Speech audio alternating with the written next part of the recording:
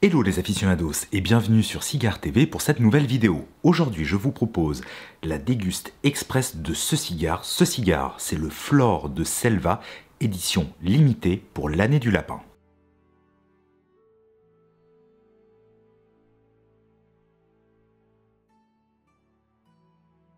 Alors, il s'agit d'un cigare en édition réellement limitée à 2023 boîtes dans le monde. Il coûte dans l'Hexagone 19,50 €. Et il s'agit d'un Puro du Honduras, donc toutes les feuilles sont en provenance du Honduras. Il faut dire aussi que depuis quelques années, les marques honorent de plus en plus le Nouvel An chinois qui a été célébré le 22 janvier dernier en sortant des éditions spéciales, des éditions limitées sur l'année en question, l'année chinoise, et cette année, il s'agit de l'année du lapin.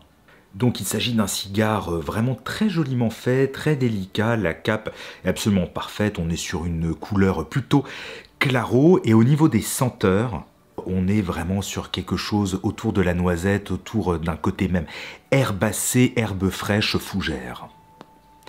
Alors le tirage est très bon, et on est vraiment sur un côté autour de la noisette et des sous-bois, un tout petit peu d'épices en fond de bouche, un tout petit peu de poivre.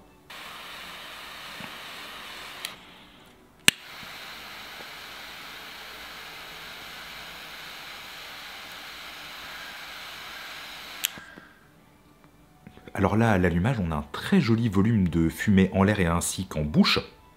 Et on est autour des arômes plutôt herbacés avec une pointe de poivre. Concernant d'ailleurs la taille du module, il s'agit d'un Corona. Alors là, depuis quelque temps, le poivre est en train de disparaître au profit d'un côté beaucoup plus terreux. C'est intéressant, ça devient un résultat beaucoup plus riche, notamment en bouche. Là, j'ai aussi des notes torréfiées qui font leur apparition, c'est vraiment intéressant. Au niveau de la puissance, on est sur un cigare d'une puissance moyenne.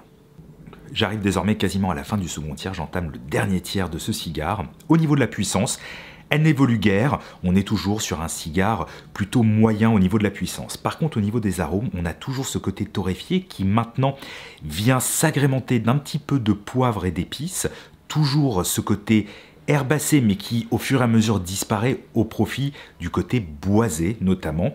C'est agréable, ce n'est pas du tout écrasant, c'est un cigare pour moi qui convient parfaitement par exemple en fin d'après-midi ou bien encore au moment du thé. J'arrive désormais à la fin de la dégustation de ce cigare. Alors que dire sur cette édition limitée pour l'année du lapin de chez Maya Selva? C'est vraiment un joli cigare, un joli Puro du Honduras pour ceux qui apprécient des cigares avec une force maîtrisée autour des arômes de sous-bois avec un petit côté de noisette, avec un petit côté torréfié. Alors c'est un cigare qui est aussi bien disponible à l'unité qu'en boîte de 10 cigares et je rappelle qu'il s'agit d'une édition limitée à 2023 boîtes. Et concernant le moment de la journée le plus adéquat pour la dégustation de ce cigare, je le vois vraiment vers 16-17 heures au moment du tea time et pourquoi pas d'ailleurs avec un thé chinois.